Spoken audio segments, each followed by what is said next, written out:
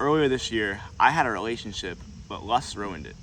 And my whole goal of telling you this story is to show you that you're not alone, but instead that I've struggled through it and I'm still struggling through it, and there are many others. So sit back and relax. It's gonna be a good one. So this story doesn't just start from March of this year. Instead, it starts around 3 or 4 years ago. I wanted to explain a little background about myself and why I'm here.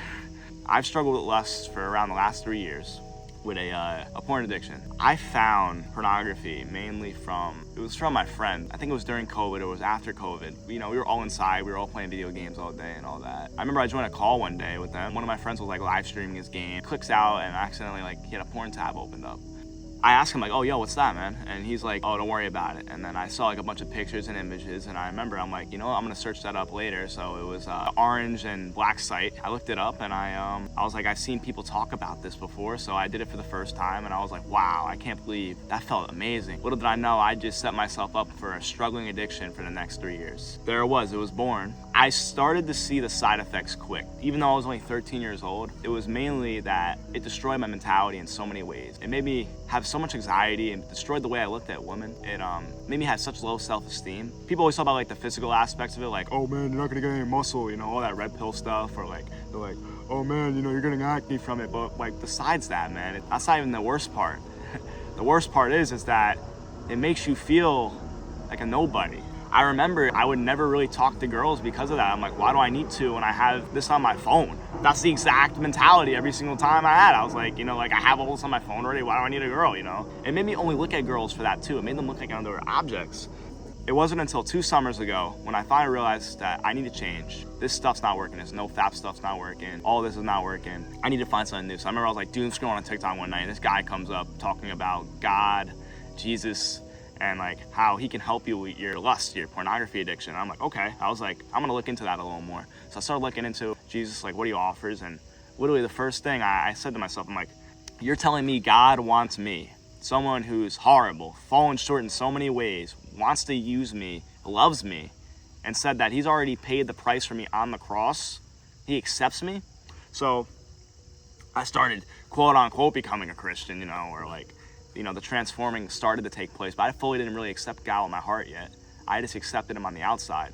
And nobody really knew I was a Christian yet, because that's exactly, when you're lukewarm, you're around everyone, but you impact nobody. That's why it's so dangerous to be lukewarm. In Revelation 3:16, Jesus says that he will spit us out of his mouth if we are hot nor cold. You can't be 1 foot in and 1 foot out. You gotta be one or the other. It's either you're wet or you're dry. So I was lukewarm for that summer. I remember I bought a cross on Temu for $4, and I used to wear that with the bling to school, man. Looking back at that now, that's actually so funny. It wasn't until the next summer I joined a community of young Christian men where they finally showed me and they rewired me what I should do to conquer lust and become a man of God. Because being a Christian isn't just saying, oh, I wear a cross and I go to church every Sunday. Instead, it's being a disciple, being a follower of Christ and what he set out for us to do. I remember I first started reading the Bible, went through the book of Matthew, I half read it. I didn't really pay attention. Went through all the Gospels eventually. I really didn't realize it until I started reading Acts. I started paying attention when I read Acts because I was like, all right, now it's offering something, but I had to go reread the Gospels eventually. And because there was so much I left out. All I remember from when I read that was oh, Jesus loves me, died on a cross. Not about saying that he's healed so many people, not that he's saying that he washed us clean. He was the Son of God. He called people, no matter what they were for, to become his disciples. No matter what position you were in. It's like God accepted anyone, as long as you had faith. And I started learning faith. I remember I got into the book of Hebrews 3 or 4 months ago after that summer. I was like, wow, okay. So I'm starting to read the Bible fully now. I remember 3 months later after that, I started going to church for the first time. There was this young guy at work. He was there, I think it was on Valentine's Day of this year. He was at a table. I saw he was reading his Bible, and I'm like, yo, man, I was like, that's cool, man, you're reading your Bible. And I'm like, I'm a Christian too. And he's like, oh yeah, man. He's like, you go to church by any chance? I'm like, I don't, man. I don't know where to look. And really, so that's me saying an excuse, because I never really went to set out to find a church. So that I skipped that Sunday with him. I said I couldn't go or something. Some excuse I said to him, and I'm really mad that I said that. And he's like, yo, man, I'll always save a seat for you, man. Little did I know, next Sunday I went and I finally manned up, stopped being in that goon mindset. I finally went to church for the first time, and I was like, all right, man, this is perfect. This is amazing. Everyone loves me no matter what. I still didn't tell anyone my addiction. I still didn't tell anyone what was going on. So I went on church and I felt healing for the first time. You know, I finally saw that like that God is real, man, because like he's transformed this community. I mean, I remember that first song came on and I was all like dancing. I was like, yeah. I was like, praise the Lord. Throughout all of this though, while I was growing and doing better with my lust, and I just want to say I never want to look back. You know, I've seen the answer, what God has for me and what he's trying to do, because he's putting me through a life of isolation at the moment. He's making me be isolated so I can work harder, so he could finally transform me, because I can't be that father right now. I can't be that husband right now. I can't be that boyfriend right now, because I'm still in this immature, trying to go back to my old way mindset. Despite all this, it was this girl, and I'm gonna say her name was Sam. So this is where things start to change now here. This is where the story fully starts. Sam apparently was this girl who liked me for the last like 2.5 years. I didn't know, because, you know, she was trying to give me these signs all the time. She lived like 2 houses away from me too. It was actually really funny. I never even really knew that, because, you know, I didn't really pay attention to people. And this girl, she was trying to give me hints the whole entire time, and me, I was over here being clueless. And I mean, what can you say? I mean, I was so embedded in lust. Like, I had no confidence to go up to any girls. I had no confidence to do anything. And eventually there was part of me, I was like, I need to start doing this and going up to girls. So I didn't go up to her, but instead, one day she just like, I think she was in my class or something. She like started talking to me, and I was like, okay, nice, Probably the nicest girl on the planet. I mean, there was nothing wrong with her. Going on later, everything will come together. This girl wasn't a bad person. Like, she was a great person. She was harmless. She wanted to have something. It really breaks my heart now, going back now, of like how much I was blind. So one day I was talking to her, and she was like, we're going on a walk sometime. So I went on a walk with her, I think that day late. And I remember like I relapsed like an hour before I even went with her. So I had like no connection at all. And I felt really bad. But like I couldn't tell her that yet, because like I don't want anyone to know like what I'm dealing with here. This, I think, was earlier on. This wasn't March yet. This was October. And then finally March, I went away from her for a while. I was like, I can't. I was like, I don't think I like her. I couldn't really see it. And finally, like, March hits. I was like, you know, let me text her, see how she's doing. And she was doing nice. And I was like, you know what? I should probably, like, take her on a hike or something just to talk to her. You know, just, like, that's my spirit saying to me, like, yo, man, you need to be a man here. You need to talk to her. I listened at that moment, and I was like, all right, we're gonna go on a hike. I remember I bailed out the first time. I was like, you know what? I offered her to go on a hike, and I was like, man, my uncle's car broke down. Gotta go help him fix it up or something. And I was like, man, what am I even talking about? There was just a part of me that wanted the connection. There was a part of me that didn't, because I was too scared to be that man that God wanted me to be. Next week after I went on the hike, I remember me and her, it was nothing close. Like, we didn't do anything. Me and her just had a conversation for like an hour, and then I drove her home, and that was it.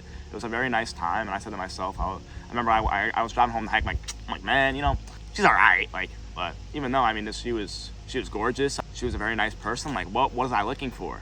Going on now, I think 2 weeks later, I take her on a hike, and I started actually kind of getting feelings for this girl. I was like, you know what? Like, this girl brings me something. She wants to be there for me. But I remember there was one thing she always said to me, and she's like, there's something you're not telling me. I was like, this is something I got to keep to myself. And that was my lust and my pornography addiction. I wanted to fully set it free. So I remember, I think I used to call her like almost every night, or I used like just to talk to her and have a nice conversation. I started actually having a good connection with her.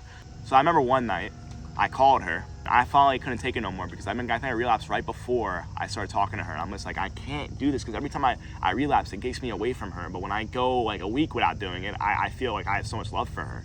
That's the cost of masturbation. That's the cost of watching porn, because it makes you degrade others. Because there was nothing wrong with her. It was my mind with these unnatural expectations. So I finally tell her, like, I'm honestly, like, I have a porn addiction, but I'm like, I haven't done it in a long time, you know, like, it's been a minute, like, I'm still struggling a little bit, but, you know, for a fact, I just did like an hour ago.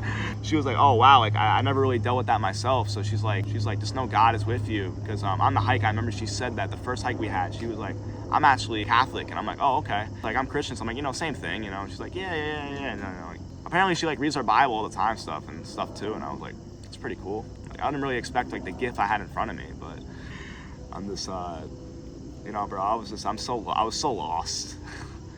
There's a happy ending to this story, though. As much as I want to say it, there's a happy ending to this story.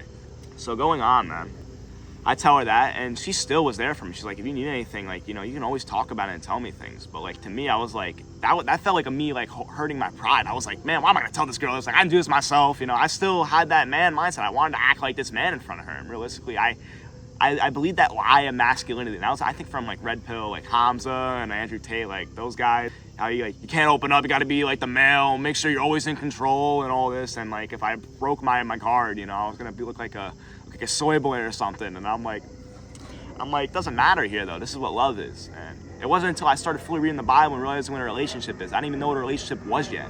So we went on a hike around like 2 weeks after that. And this time I had a vision going home from school, because I was gonna go with her after. And I'm like, you know what? I had a vision of kissing her, like, and like doing stuff. Not like that stuff, just like kissing her and like having a nice time, finally getting a little physical.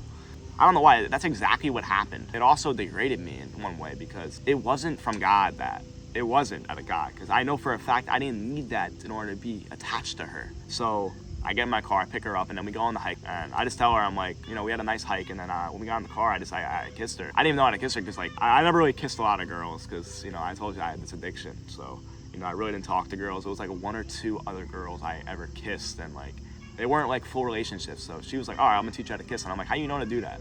And she's like, I looked it up on Wikipedia or something. And I was like, yo, what? that was so funny to me. That's just that, because like it just showed how innocent she was too. Like me and her were both so innocent. They're coming after me. It was just so innocent. It was so nice. And I remember I told her, I'm like, you want to go to the back of the car? I laid on her thighs on my head, and she just gave me a head massage. And she gave me a few more kisses, and then that was on our way out. And then I was like, wow, I really like that. Like the flesh side of me was like, yeah. I was like, man, that's right. And how wrong was I? So going forward, it was I think a week after that, or it was like 4 or 5 days after. So this time I couldn't control myself, because I was like, man, I want that again. And I remember texting her after that though. I was like, I'm sorry for like doing that in the first place, because I started to realize that feeling turned into a craving, and craving's lust. It wasn't bad, it was just my lust made it sound so bad. Then what happened is I go on the hike with her again, and this time I didn't even wait, I just went right in, and she was all in for it too. I remember we did it for like I think 10 or 15 minutes, like just like having a little kissing session or whatever you want to call it. This is gonna be embarrassing, okay? This is gonna be embarrassing, but this is me being transparent so you guys see what I dealt with. All jokes aside, my pride's out of the way. This is for you to show me what the Lord did to help my life. We go on a hike again, and this time, like in the middle of the hike, me and her just start kissing each other like every 10 minutes. I was just all in for this girl. My mind was on her all the time. And that's how I knew right there. I'm like, this is not right. This is lust. And then we did it in the car again, and she actually gave me a hickey on my neck right here. And then she like bruised my lip, because like she was that like in the moment. And also I had like a hickey on my cheek. I don't know if I have pictures. If I do, I'll post them here. But it was pretty humiliating, because I couldn't get them off. And when she did it, she was like, oh shoot, like she didn't even mean to do it. She just got so caught in the moment. That's what lust does. Basically, she said to me, she's like, anything I can do? Can we go to CVS or get you like makeup or something? And I remember I was just so in the moment. I'm like, I don't even care, man. I just want it again. And then I kissed her, and she's like, no. She's like, stop for a second. She's like, you got a bunch of marks on you, man.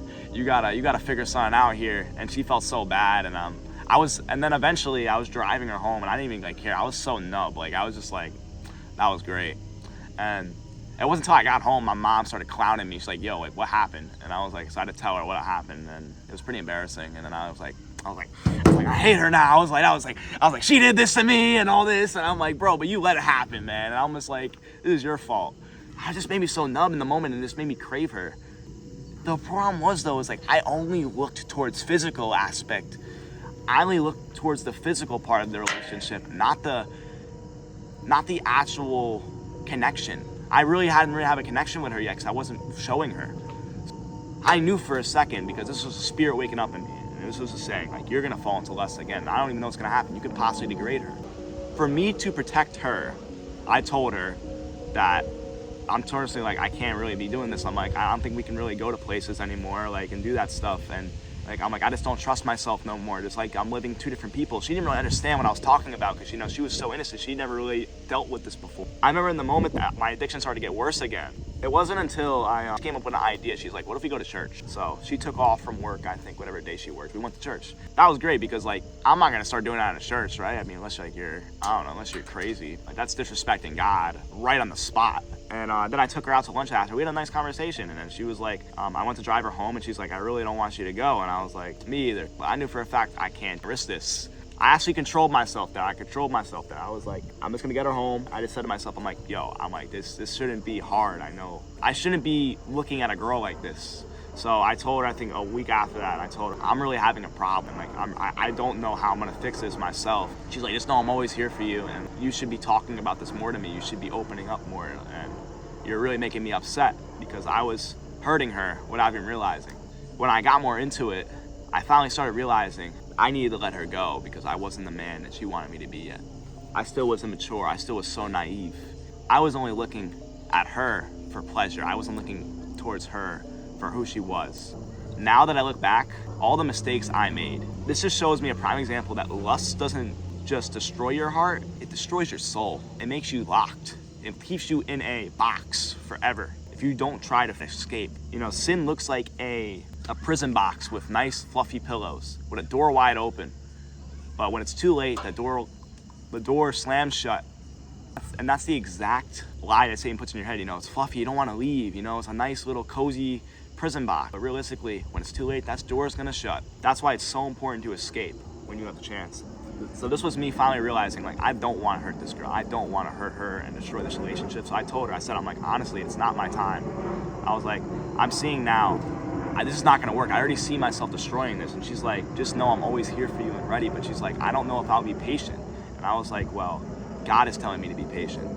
And she started getting into a little frances over that. Like, she started to hate me over that. I didn't know how to tell her truthfully. So it wasn't until I finally said to myself, I'm sorry for everything I've done. And I hope we can make this up together. She made it up. She's like, I overreacted a little bit. I'm sorry. It's hard for me to see what you're going through because you're so closed off. And I really wanted something to happen. I really like you. And she gently said, I love you. And I always said it to her too, but did I? Because the lust in me just said that. And I know for a fact though, there was a part of me I did love her, but it was realistically only when I achieved something. And that's how broken I really was. And looking back now, that's a daughter of God that I just almost destroyed. And there's nothing more that I would do to go back in time and help that relationship and not try to happen, because I almost destroyed that girl. So I talked to her around, I think, 2 months after that. I told her everything. I took about a month break from talking to her. And then eventually I called her up and she's like, oh, well, I'm starting to see now like that, I'm letting you do your thing. Like, I didn't think you really wanted to talk to me after a month. And I'm like, it's not that, it's just like, I'm trying to figure myself out. It's so hard. I still don't know fully in my head why I did that, but it's just because porn destroyed my life so much that it made me look at her so differently. Like, it made me look at her like in such a bad way, because there were times where me and her were fully connected, but there were times where I was like, this ain't enough. I just want this, but I didn't want to fully see her as a person. So then I eventually ended off saying, I'm like, I don't want to waste your time. And she's like, thanks for being honest. I really appreciate it. I really hope that you will tell me things in the future, because I had to tell her, I'm like, I genuinely don't want to hurt you. Yeah, I just told her, he wants to find some. Go ahead, because God's telling me I have to be patient, and maybe he's telling you have to be patient. I merely just told her, I need time. I need to figure myself out. And this is when I finally started making the YouTube channel. I finally started getting a little more focused on God. And now I'm looking back at all these things. I'm realizing that God wants me to follow him fully so he can fully change my heart, because my heart was not fully changed there. I still was falling into my old ways because I wanted to have lust over her. I wanted to degrade this girl. So it's really important that we start realizing that God does not want you to hurt his daughters. God does not want you to lust over anyone, and he'll do anything to stop it. The only reason why people have relationships with lust in the first place is because their hearts are closed off. And we got to be careful, because lust can make soul ties. Lust can make fake relationships, because it makes you crave a person, but realistically, it makes you not want a person at the same time. Because it's an exponential high, and then instantly, when you're done, it goes down. And you're like, I don't even like this person. And you're on to the next person. It's the same thing over and over and over again. It's because it's the same thing when you watch that model on these sites. You don't like her the next day. And that just shows you right there as well. Despite their beauty, their physical attraction, even their physical attraction, the hottest girls in the world can't even please you for more than 5 seconds. That's why your heart and your soul are way more important, because everything in this world will rot. Your flesh will rot. The only thing that's going to stay eternally beautiful forever is your heart and your soul. which is why we need to keep our spirit alive and walk by the Spirit and not by the flesh. So this is when I finally decided to start fully acknowledging myself to Christ. And I just want to say this story was all over the place, and I just want to say thank you if you got to the end. This was a very hard story for me to talk about because no one really knows the true answer about what happened. But generally, I had a good relationship, but it's because I wasn't ready for it, and also because my intentions weren't clear. You know, there's a part of me that wanted to have a relationship. There's also a part of me that wanted to just have sexual attractions. The man inside of me wasn't born yet. You know, the man is being there for her no matter what happens. The man is being there and making sure that we become one. We become one flesh because we're going to be so co-joined, and that conflicts will happen. Relationships is not just about the love. It's about the bad times. When you get into fights, how you guys make up.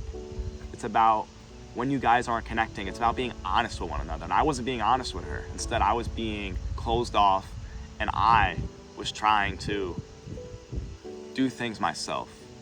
So this is why God needs to be in your relationship no matter what happens. When you guys pray to God, I'm telling you, man, you're gonna be quick fix. There's a guy, I think he's on YouTube. His name's Realism. He was going through a divorce like a little while ago. And it wasn't until they both fully allowed God into that relationship he fixed it. And now they're a beautiful family once again.